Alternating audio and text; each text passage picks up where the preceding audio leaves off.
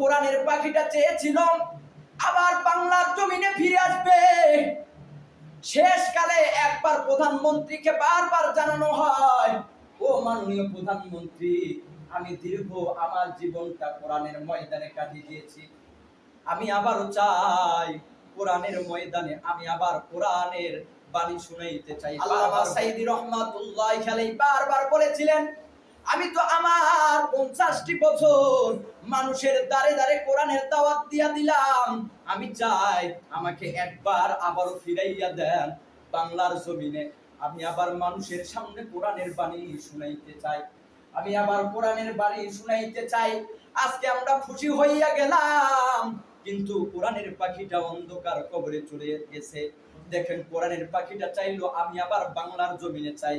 কত আলোচক আলোচনা করতেছে, আমিও চাই আবার কোরআনের ময়দানে ফিরে যাব আর কোরআনের বাণীগুলো মানুষের দ্বারে দ্বারে শোনাবো। যেই মানুষটার দাম পর্যন্ত মক্কা মদিনার মাটিতে ছিল, মক্কা মদিনার ইমাম পর্যন্ত যেই মানুষটাকে মহব্বত করত, মানুষটাকে বুকের ভিতরে টেনে নিত, মানুষটা চেয়েছিল আমি আবার কোরআনের ময়দানে যাব, কিন্তু কে শুনে কার কথা, ক্ষমতার পাওয়ারের কারণে আর ছেড়ে দিল না। কিন্তু 13টি বছর কারাগারে থাকার পরে আল্লাহ রব্বুল আলামিনের হুকুমে প্রিয় মানুষটা শহীদ হিসাবে দুনিয়ায় থেকে মৃত্যুবরণ করে চলে গেলেন। শুধু চলে গেলেন, যাওয়ার পরে কেমন হয়ে গেল, যেই মানুষটার কবরস্থানের ভিতরে হাজারো পুলিশ দিয়ে রেখেছে, ওই মানুষটার কবর জিয়ারত কেউ করতে পারতো না।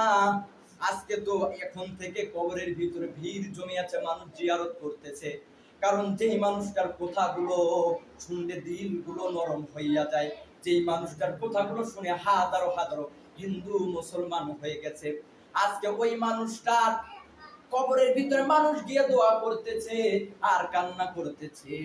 এই জন্য তো শিল্পীরা বলে গেছেন, কারাগারে কাটালে 13টা বছর, বাতিলকে পেছে তোমায় দেখে থর থর, তুমি যে ছিলে মোদের নয়ন মনি, শহীদ হয়েছ তুমি এটাই জানি। আল্লামা সাইদি তুমি মরণি, শহীদ হয়েছ তুমি এটাই জানি। দেখা তো হবে না আর এই জীবনে, দেখা হবে জান্নাতে ফুল বাগানে, দেখা তো হবে না আর এই জীবনে, দেখা হবে জান্নাতে ফুল বাগানে, এই আশা কবুল করো আল্লাহ তুমি, শহীদ হয়েছ তুমি এটাই জানি, শহীদ হয়েছ তুমি এটাই জানি। যেই মানুষটাকে এত মহব্বত করে, আপনাদেরকে বুঝাইতে চাচ্ছি, এমন জীবন করিবেন গঠন, যে জীবন আপনার মৃত্যুর পরে মানুষ কাঁদবে। এই জন্য কবিরা বলেন, এমন জীবন করিও গঠন, এমন জীবন করিও গঠন, যে জীবন মরার পরে অমর হইয়া যায়।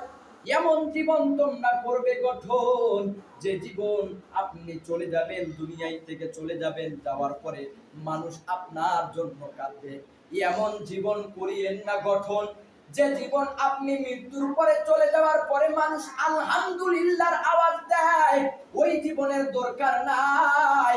কারণ যদি মানুষের দোষে ভালোবাসে, আল্লাহ ভালোবাসে, আর আল্লাহ ভালোবাসলে আপনাকে জান্নাত দিয়ে দিবে। এজন্য বলে, এমন জীবন করবে গঠন মন রে মন, যে জীবন মরিয়া অমর হয়, মরিলে হাসিবে তুমি কাঁদিবে ভুবন, মরিলে হাসিবে তুমি কাঁদিবে ভুবন, অন্যময় এমন জীবন করো গঠন, সুন্দর জীবন গড়ার আসল দুনিয়া সময়, যে জীবন মরিয়া অমর হয়।